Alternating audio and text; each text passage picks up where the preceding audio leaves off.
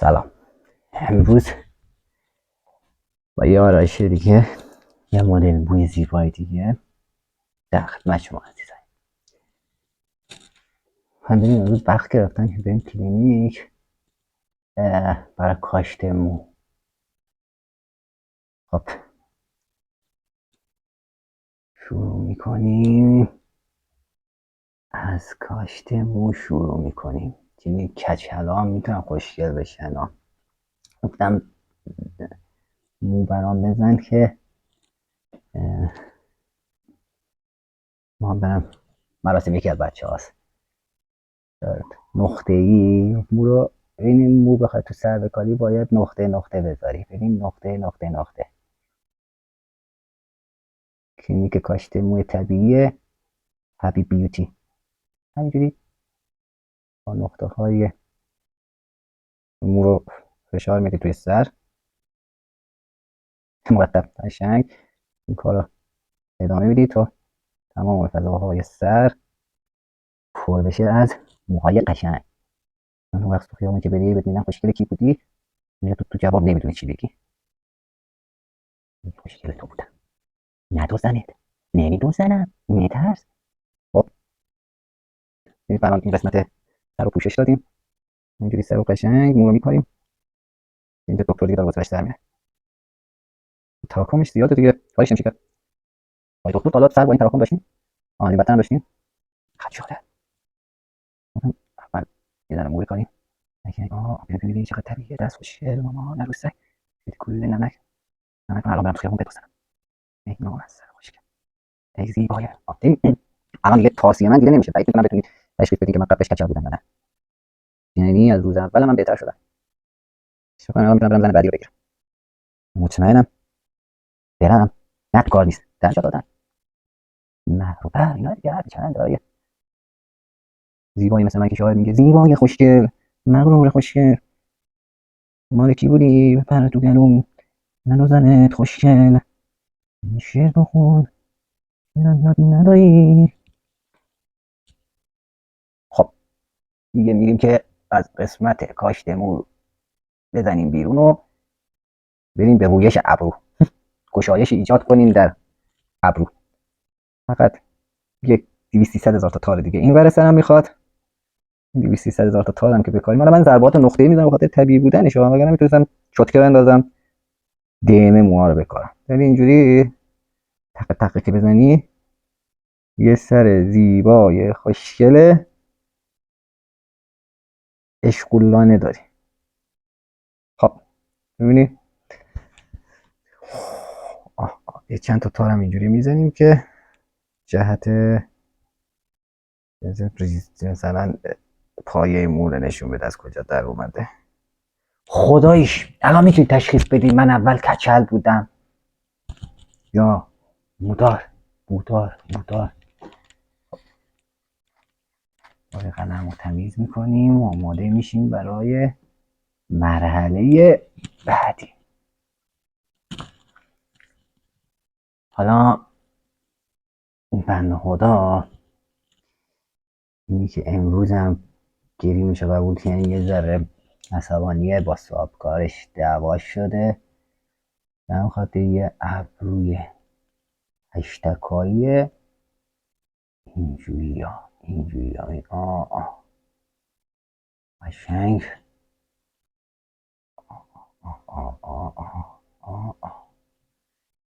اینه من این برم من اینجوری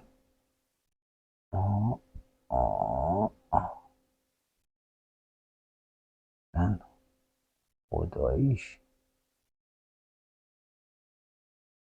برای فیلم هابیت بود. هابیت فکر کنم 2025 بود که درخواست دادن من به تیم گیریمشون آموزش بدم و کارهای گیریم رو بکنم. ولی اون لحظه اون روزا من سرم شلوغ بود دیگه، نتونستم پروژه هابیت رو قبول کنم. خب آقای اخموی ما هم که آماده شد، بریم یه اخم قشنگ و زیبا یه ذرم سفید به بافتش ترکیب اضافه این که یه ذره هم جوگندمی بشه. جوگندمیش کنی لایت سفیده جوگندمی توش اضافه میکنیم. اول پای بیسش رو میزنیم، بعد این دوتا رو با هم ترکیب کنیم. اینجور هاشور میزنیم رو به بالا. بگذار همه جوری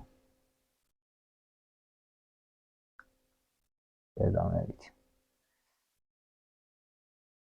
یه موی روی جوگندمی باشه.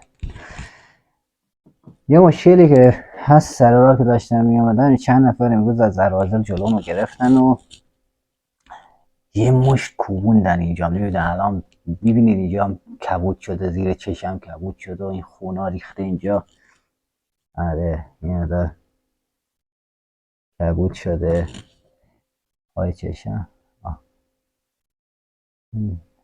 همون کبودی پای چشم مشت اونه. منم زدم اینکه کتک خورده باشم نیست، چند تا زدم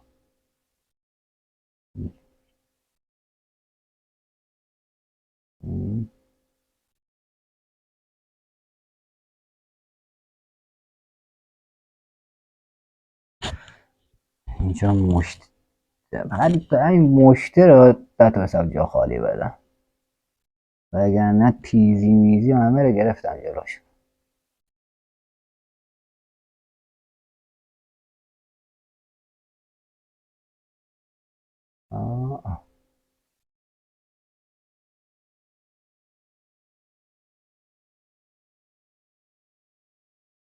حالا بچه ها میگن خیلی طبیعی شد، یعنی توی صحنه‌های خشن فیلم گرندجوری باید از تو استفاده میکردن. لعنتی تو کجا بودی که ندیدنت؟ از دست همشون در رفتن. این خط خون رو میبینید؟ این همون اینجا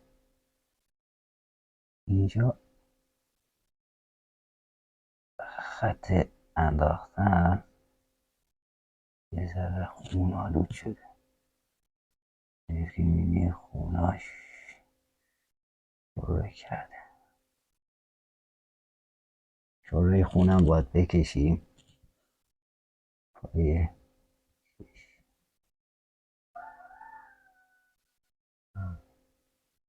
از این گریم های مصنوعی تو فیلم های هندی مندی اینجا خبری نیست. اینجا یه پله بالاتر از هالیوود و بالیووده. ایران بوله اینجا.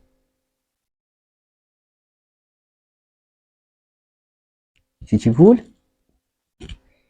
یعنی کیو حبیب بول. خدایش دقت کار رو ببینید، این شراره های خون رو ببینید که رو صورت پاشیده بعد تیزی که انداخته. این شراره های خون.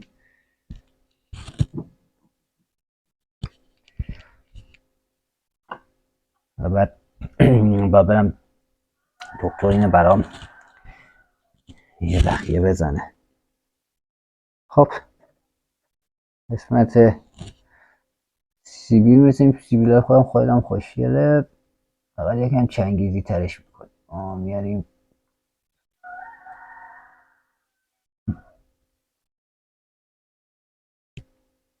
پشترش هم میکنیم و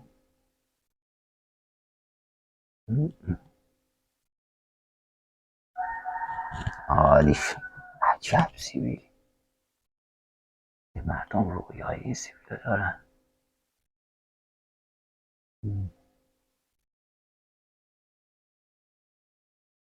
خدا دادی این سیبیل رو بر خودم درست کردم، یعنی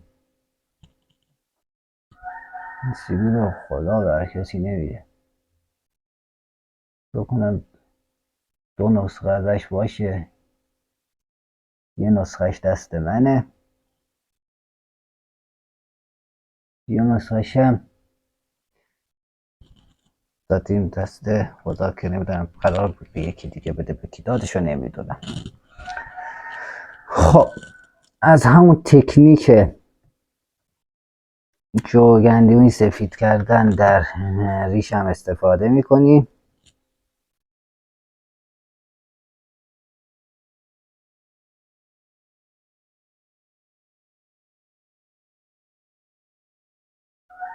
یاده چند سال پیش میافتادم یه شاگرد داشتم به اسم ماگماس.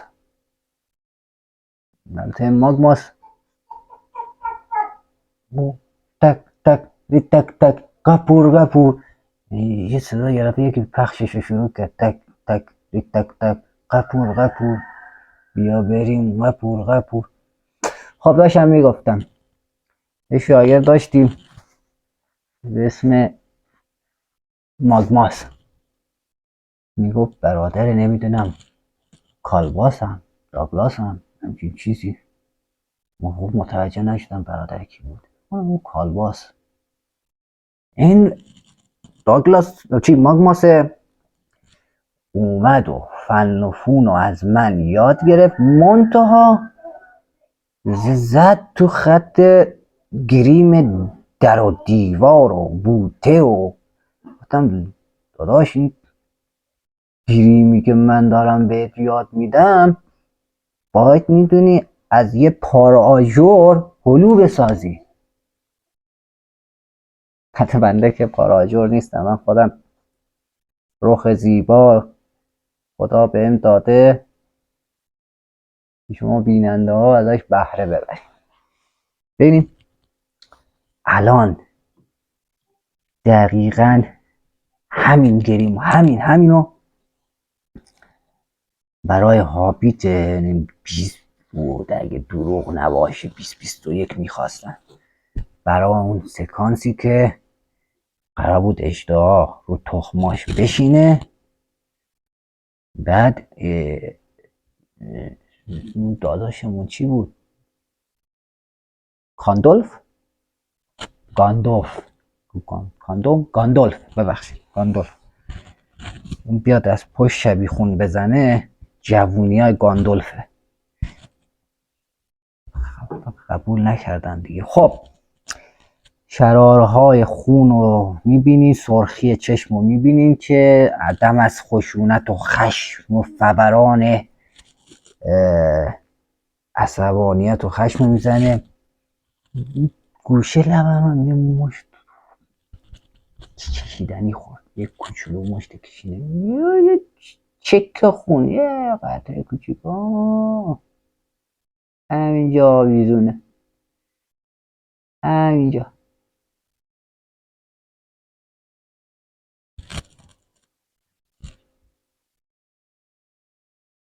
یه قطره، همین قطره اومده تا اینجا.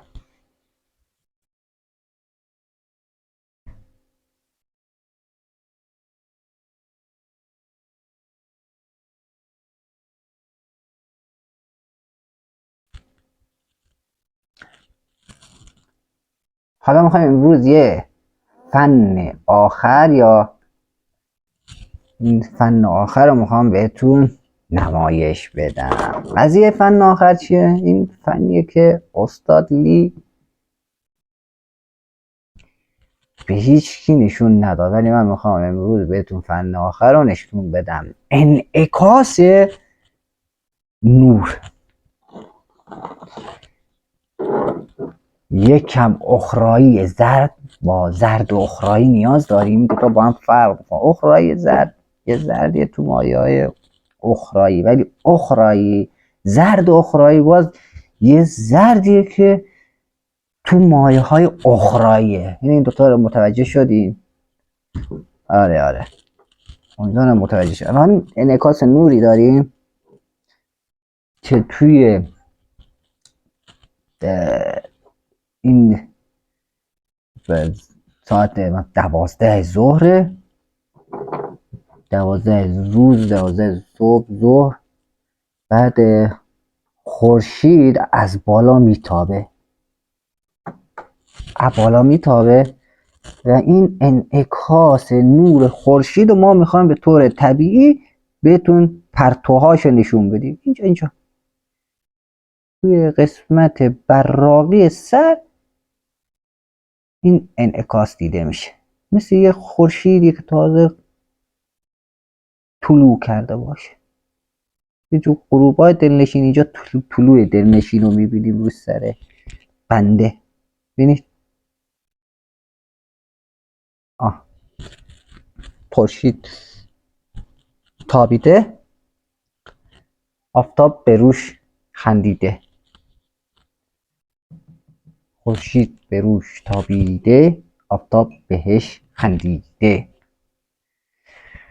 خب تا اینجا کار امیدوارم از این آموزش زیبا لذت برده باشین. میبینید که این کبودی بسیار طبیعی، همینجوری که میبینید خیلی طبیعی تو صورت خودش داره نشون میده، با خونی که پاشیده شده و شوره کرده رو به پایین. خیلی طبیعی. کبودی چی؟ شبیه سگ پتیبل شده. افت کلام شبیه خال سگ پتیبل شده. از کجا در آورده شده که من نمیدونم. بی‌ادب گستاخ. حتی برای اینکه یه ذره طبیعی تر بشه ما میتونیم تیر آخرم بزنیم. تیر آخر چجوریه؟ یه ذره بنفش کبود، مثل آبی کبود شنیدین دیگه، این بنفششه. اینو پای کار میتابونیم، میماسونیم. لمس کنه، بیواشی صورت لمس کنه.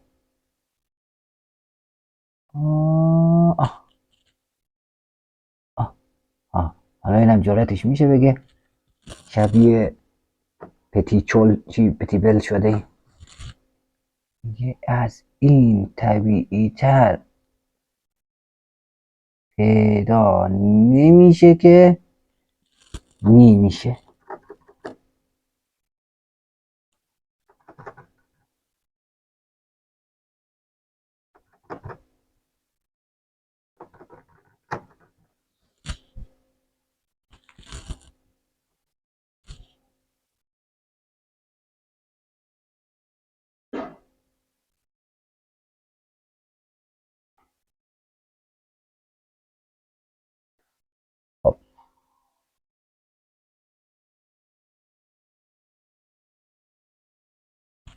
خوب شد؟ عالی شد؟ میگم که با من درخواست زیاد باشه، من خودم قبول نمی کردم. نه الان تن داده بودم به خاطر پول که الان دیگه خودفروش شده بودم. من برای پول این کارا رو نمی کنم. من بقیه نیستم که بیان تو جیوب و اینستاگرام و اینا خودشون رو خاطر پول دست به هر کاری بزنن. من از اون جمله آدم ها نیستم اصلا. یه وقتی فکر بد نکنی، اصلا از این کارا بدم میاد. حالا با این کار مخالفم. یادمه به این شاگردم ماگماسم گفتم هیچ وقت به خاطر پول خودتو ماسمالیته نکن. امیدوارم این حرف من آویزه گوشش شده باشه. خب دوستان خوب، داریم به انتهای کار نزدیک میشیم. تا اینجای کار یک گریم فوق حرفه‌ای رو داشتیم و امیدوارم از تمام نکات و آموزش های ریزم استفاده کنید که تو آینده به دردتون بخوره. این خون یه کوچولو دیگه یه مقدار دیگه خون جا مونده رو مشت یارو. این یه ذره هم الان مشتش برمیداریم.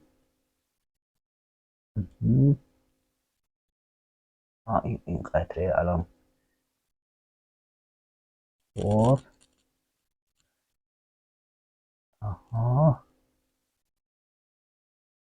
آها خب این دیگه الان درست شد. اون صورت کاری نداریم بهش. حالا سری بعد بهتون میخوام خط ریشه چجوری قشنگ خط ریشه چکمه‌ای بزنیم و تو برنامه بعد بهتون آموزش میدم. خط ریشه چکمه‌ای و مدل سیبیل لنگری، اینو تو برنامه بعد بهتون آموزش میدم که چجوری زاویه ماشین اصلاح رو بگیرید و قلممو رو بندازیم پاش تا یه دونه ریشه چکمه‌ای و سیبیل لنگری قشنگ داشته باشین. وقتی بگیره مثلا بگه لنگر انداخته سیبیل پهلو گرفته. مایه ها. تا درودی بدرود. درود.